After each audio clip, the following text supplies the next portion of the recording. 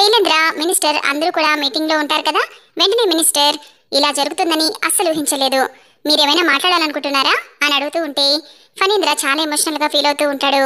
ఇక శైలేంద్ర మీరేమంత ఎమోషనల్ అవ్వాల్సిన అవసరం లేదు డాడ్, ఈ కాలేజ్ ని ఎవరు హ్యాండ్ ఓవర్ చేసుకోలేరు, ఇది ఎప్పటికీ భూషణ్ ఫ్యామిలీకే వస్తుంది, మీరు కంగారు పడకండి అని అంటూ అలా చూస్తూ ఉంటాడు గుమ్మం వైపు.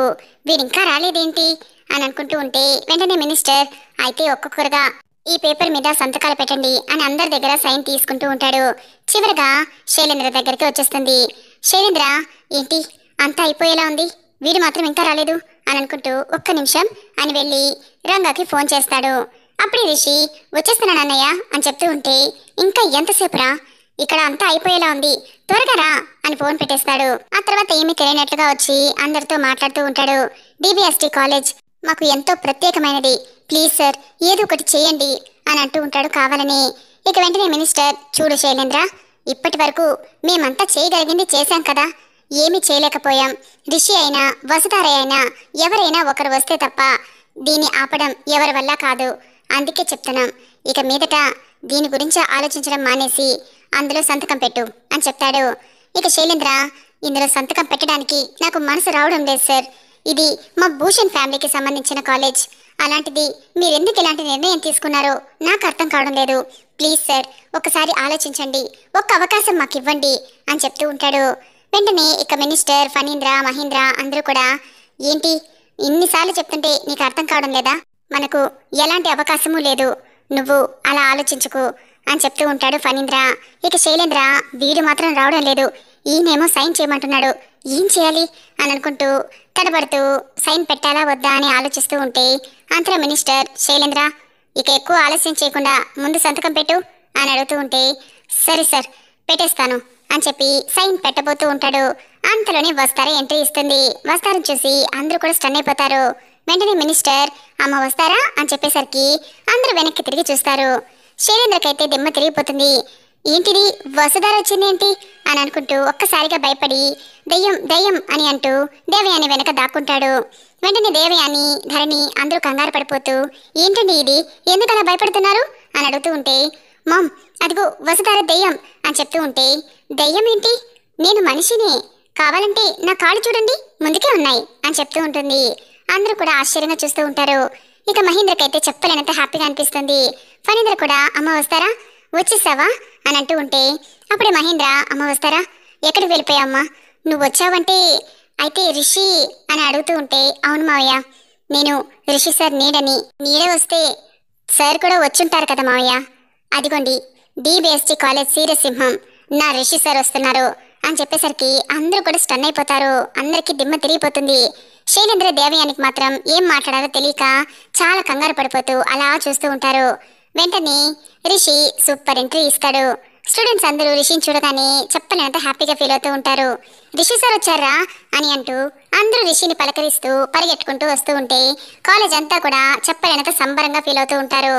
ఇక రిషి నడుచుకుంటూ వస్తూ ఉంటే వస్తార ప్లాన్ ప్రకారం స్టూడెంట్స్ అందరి చేత రిషికి పూలు వేస్తూ వెల్కమ్ పలికిస్తుంది. రిషి చాలా హ్యాపీగా ఫీల్ అవుతాడు. ఇక నడుచుకుంటూ లోపలికి వస్తూ ఉంటే ఏంటమ్మా నువ్వు అనేది, నా రిషి వచ్చేసాడా నా రిషి అని అంటూ పరిగెట్టుకుంటూ వస్తూ ఉంటాడు మహేంద్ర. అప్పుడే రిషిని చూసి చెప్పలేనంత హ్యాపీగా ఫీల్ అయిపోతూ ఉంటాడు. ఒక్కసారిగా ఇద్దరు కూడా ప్రేమగా హత్తుకుంటారు రిషి మహేంద్ర. ఇక వెంటనే మహేంద్రకి కళ్ళలో నీళ్ళు వస్తూ ఉంటాయి. వాళ్ళిద్దరిని అలా చూస్తుంటే ధరణి ఫణీంద్ర చెప్పలేనంత హ్యాపీగా ఫీల్ అవుతారు. వస్తారు కూడా చాలా సంతోషం అనిపిస్తూ ఉంటుంది.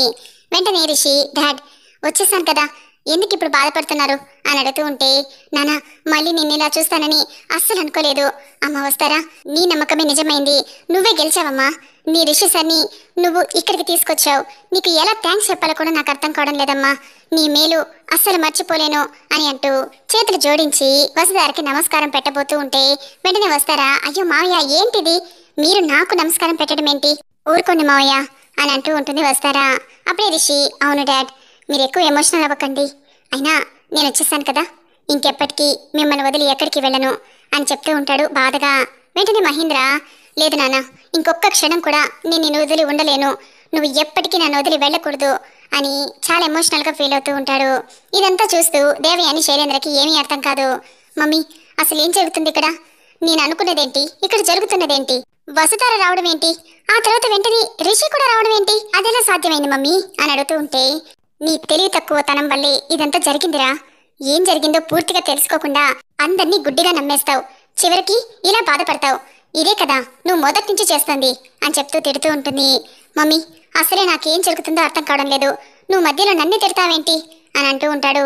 ఇక వెంటనే దేవయాని, నువ్వు ప్రస్తుతానికి ఏమీ మాట్లాడకు, సైలెంట్గా ఉండు. ఇక్కడ ఏం జరుగుతుందో ముందు నాకే అర్థం కావడం లేదు, మనం ఏదైనా ఉంటే తర్వాత మాట్లాడుకుందాం అని చెప్పి నన్న రిషి అని ప్రేమగా దగ్గరికి వస్తుంది. వెంటనే రిషి కూడా పెద్దమ్మ అని దగ్గరకు వచ్చి ప్రేమగా పట్టుకుంటాడు. అప్పుడే ఫణీంద్ర, ధరణి కూడా చాలా ప్రేమగా పలకరిస్తూ ఉంటారు. అప్పుడే మినిస్టర్ వచ్చి, హలో యంగ్ మ్యాన్, ఏంటిది సడన్ సర్ప్రైజ్, అసలు నువ్వు లేవని ఇంకా రావు అని అందరూ చెప్పారు. అసలు ఎంత బాధపడ్డామో మాకు మాత్రమే తెలుసు. నువ్వు వెళ్ళిపోయిన తర్వాత ఈ డిబిఎస్టి కాలేజ్ పూర్వ వైభవం కూడా వెళ్ళిపోయింది. ఇప్పుడు నీ రాకతో మళ్ళీ ఈ కాలేజ్కి కొత్త కళ వస్తుంది. చాలా సంతోషంగా ఉంది రిషి అని చెప్తూ ఉంటే, థ్యాంక్స్ మినిస్టర్ గారు, ఫస్ట్ మీరందరూ నన్ను క్షమించాలి. నిజానికి కాలేజ్కి ఈ పరిస్థితి వస్తుందని నేను కూడా ఊహించలేదు. కొన్ని కారణాల వల్ల నేను దూరంగా ఉండాల్సి వచ్చింది. ఇప్పటికైతే వచ్చేసాను కదా అని చెప్తూ ఉంటే, పర్వాలేదు రిషి, నువ్వు కరెక్ట్ టైంకే వచ్చావు. కాలేజ్ కష్టాల్లో ఉన్న ప్రతిసారి ఏదో ఒక రకంగా కాలేజీని కాపాడుకుంటూ ఉన్నావు. ఈ క్షణం కూడా మీరే కాపాడుకున్నారు. నువ్వు మాత్రమే కాదు, వసుధార కూడా. వసుధార మొదటి నుంచి నువ్వు ఉన్నావని, నువ్వు తిరిగి వస్తావని బలంగా నమ్మింది. తన నమ్మకమే ఈరోజు నిజమైంది. అమ్మ వసుధార, నువ్వు చెప్తుంటే మేము అస్సలు పట్టించుకోలేదు, కానీ ఈరోజు మేము నిన్నన్న మాటలకి సిగ్గుపడుతున్నాను. మిమ్మల్ని క్షమాపణ అడుగుతున్నాను అని చెప్తూ ఉంటే, సార్ ఏంటి అలా మాట్లాడుతున్నారు? మీరు నన్ను క్షమాపణలు అడగడం ఏంటి? నిజానికి అందరూ నమ్మిందే మీరు కూడా నమ్మారు, అంతే కదా. నేను మాత్రం నమ్మలేకపోయాను, ఎందుకంటే రిషి సార్ ఏంటో నా మనసుకు మాత్రమే తెలుసు కదా సార్ అని చెప్తూ రిషిని ప్రేమగా చూస్తూ ఉంటుంది. ఆ తర్వాత మినిస్టర్, ఇట్స్ ఓకే, ఇప్పటి వరకు డిబిఎస్టి కాలేజ్కి ఎండి లేరు అని, ఈ కాలేజ్ బాధ్యతలు ఎవరు తీసుకోవడం లేదు అని, ఈ బాధ్యతలన్నీ గవర్నమెంట్ హ్యాండ్ ఓవర్ చేసుకోవాలని అనుకుంది. కానీ చివరి నిమిషంలో ఒక్కరు కాదు, ఇద్దరు ఎండీలు వచ్చేశారు కాబట్టి ఇక మీదట ఈ కాలేజ్ బాధ్యతలు పూర్తిగా భూషణ్ ఫ్యామిలీకే చెందుతాయి, అలాని రిషి వసుధారకే చెందుతుంది అని చెప్పేస్తాడు. అందరూ కూడా గ్రాండ్గా క్లాప్స్ కొడుతూ ఉంటారు. స్టూడెంట్స్ అందరూ కూడా చాలా హ్యాపీగా ఫీల్ అవుతూ ఉంటారు. రే, వసుధార మేడం, రిషి సార్ ఇద్దరు వచ్చేసారా, ఇక మనకు ఎలాంటి భయము లేదు, మనం ఎప్పట్లా హ్యాపీగా చదువుకోవచ్చు, మన కాలేజ్ మనకే ఉంటుంది, గవర్నమెంట్ హ్యాండ్ ఓవర్ చేసుకోదంట అని చాలా సంబరంగా ఫీల్ అవుతూ ఉంటారు. ఇక రిషి కూడా చాలా థ్యాంక్స్ మినిస్టర్ గారు అని చెప్తూ ఉంటే, ఇట్స్ ఓకే రిషి, మీరెప్పుడు ఇలానే కలిసి సంతోషంగా ఉండాలని మనస్ఫూర్తిగా కోరుకుంటున్నాను, సరేనా? మరి నేను వెళ్ళొస్తాను, వస్తాను ఫణీంద్ర గారు, వస్తాను మహేంద్ర గారు అని చెప్పి అందరికీ నమస్కారం పెట్టి అక్కడి నుంచి మినిస్టర్ వెళ్ళిపోతాడు. ఆ తర్వాత రిషి వస్తారా చాలా హ్యాపీగా చూస్తూ ఉంటే స్టూడెంట్స్ అందరూ, లెక్చరర్స్ అందరూ కూడా రిషి వస్తార్ దగ్గరికి వచ్చి, కంగ్రాట్స్ మేడం, సీరియస్గా మీరు మళ్ళీ మన డిబిఎస్టి కాలేజ్ని మనకి సొంతమయ్యేలా చేశారు, మాకు చాలా సంతోషంగా ఉంది అని అందరూ హ్యాపీగా ఫీల్ అవుతూ ఉంటే రిషి వస్తారు కూడా బాగా నవ్వుకుంటూ ఉంటారు. కాసేపటికి అందరూ కూడా అక్కడి నుంచి వెళ్ళిపోతారు. మహేంద్ర మాత్రం రిషిని చూస్తూ ఉంటే, అప్పుడే రిషి, డాడ్ ఏమైంది, ఎందుకలా చూస్తున్నారు అని అడుగుతూ ఉంటే, లేదు నాన్న, కాసేపు నిన్ను అలా తనివి తీరా చూడాలనిపిస్తోంది, అసలు ఇది కళ నిజమా, నమ్మబుద్ధి కావడం లేదు రిషి అని చెప్తూ ఉంటాడు ఎమోషనల్గా. ఇక రిషి, డాడ్ ప్లీజ్, ఇప్పుడేమైందని, నేను వచ్చేసాను కదా, మనమంతా ఇప్పుడు ఎప్పట్లా హ్యాపీగా ఉండొచ్చు, సరేనా అని అంటూ మహేంద్ర చేయి పట్టుకుని ధైర్యం చెప్తూ ఉంటాడు. ఇదంతా కూడా దేవయాని, శైలేంద్ర చూస్తూ ఉంటారు. వెంటనే శైలేంద్ర, అయిపోయింది, అంతా అయిపోయింది మమ్మీ, ఇక మనం చేయడానికి ఏమీ లేదు. ధరణి, ఇంట్లో బెల్టులు ఉన్నాయా అని అడుగుతాడు. ఇక ధరణి, ఎందుకు లేవండి, మీరిలా ఏదో ఒకరోజు అడుగుతారని, మీకు అవసరం వస్తుందని నాకు తెలుసు, అందుకే రెడీగా 2-3 రెడీగా పెట్టాను, మీరు ఇంటికి వెళ్ళగానే అడగండి, ఫస్ట్ నేనే తెచ్చిస్తాను, సరేనా? ఏదైతే ఏంటి, రిషి వస్తారా వచ్చేసారు, నాకు చాలా సంతోషంగా ఉంది, మనం ఇంటికి వెళ్ళగానే ముందుగా స్వీట్ చేసి పెట్టాలి, సరేనా అండి, నేను త్వరగా ఇంటికి వెళ్తున్నాను అని చెప్పి అక్కడి నుంచి వెళ్ళిపోతుంది ధరణి. ఆ తర్వాత శైలేంద్ర, దేవయాని ఇద్దరు నిలబడి మాట్లాడుకుంటూ ఉంటారు. అంతలో రిషి ఎంట్రీ ఇస్తాడు. పెద్దమ్మ, అన్నయ్య ఏంటి ఇక్కడ ఉన్నారు, రండి ఇక వెళ్దాం అని చెప్తూ ఉంటే, మేము వస్తాంలే రిషి, నువ్వు వెళ్ళు అని చెప్తుంది దేవయాని. సరే అని చెప్పి నడుచుకుంటూ వెళ్తూ ఉంటాడు రిషి. ఇక రిషిని చూస్తూ ఉంటే వెంటనే శైలేంద్ర, ఇంకా ఏం చూస్తున్నావు మమ్మీ, చూడ్డానికి ఏమీ లేదు, వెళ్ళిపోదాం పద అని చెప్తూ ఉంటే, కాసేపు ఆగుతావా శైలేంద్ర, అయినా వసుధార రిషిని వెతకడానికి వెళ్ళడం ఏంటి, రిషి వస్తారు కలిసి రావడం ఏంటి? అస్సలు ఊహించలేకపోతున్నాను. ఇంతకీ ఈ రంగాగాడు ఏమయ్యాడ్రా అని అడిగేసరికి షాక్ అవుతాడు శైలేంద్ర. మమ్మీ, అసలు విషయమే మర్చిపోయాను.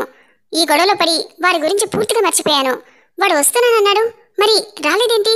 ఇప్పుడు గనుక వాడొస్తే రిషికి దొరికిపోతాడు కదా, వాడికి ఫోన్ చేసి రావద్దని చెప్పాలి అని అంటూ వెంటనే కాల్ చేస్తూ ఉంటాడు.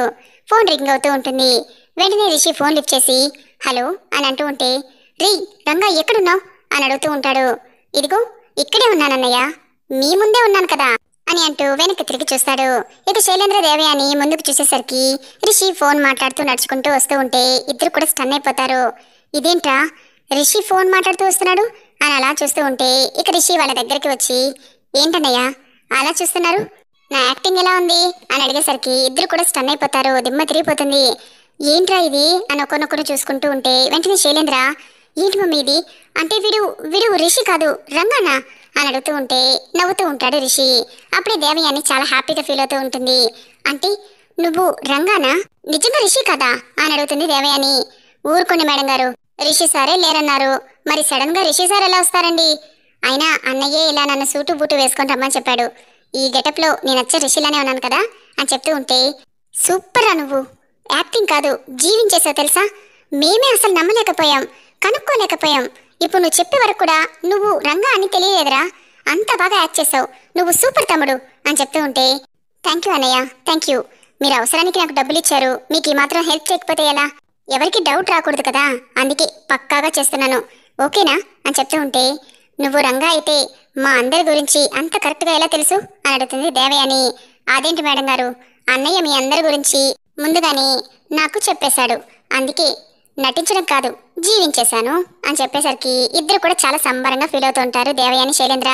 అబ్బా, నిజం అనుకుని నమ్మి చాలా కంగారు పడ్డాన్రా, ఇప్పుడు నాకు రిలీఫ్గా ఉంది. నువ్వు ఇలానే కంటిన్యూ చేయి, మన పని అయ్యే వరకు నువ్వు బయటపడకూడదు సరేనా అని చెప్తూ ఉంటాడు శైలేంద్ర. సరే అన్నయ్య, నెక్స్ట్ ఏంటి అని అడుగుతూ ఉంటే అప్పుడే దేవయాని, అయితే నువ్వు రంగా కదా, మరి వసుధార నిన్ను రిషి అని ఇక్కడికెలా తీసుకొచ్చింది అని అడుగుతుంది. అది అసలు ఏం జరిగిందంటే అని చెప్తూ ఉంటే అప్పుడే స్టూడెంట్స్ అటుగా వెళ్తూ ఉంటారు. మేడం గారు, ఇవన్నీ ఇక్కడ మాట్లాడుకోవడం కరెక్ట్ కాదు, తర్వాత మాట్లాడుకుందాం సరేనా, ఇప్పుడేం చేయాలో చెప్పండి అని అడుగుతూ ఉంటే, మనం ఇంటికి వెళ్ళాలి అని చెప్పి రిషిని తీసుకుని ఇంటికి బయలుదేరుతారు శైలేంద్ర దేవయాని.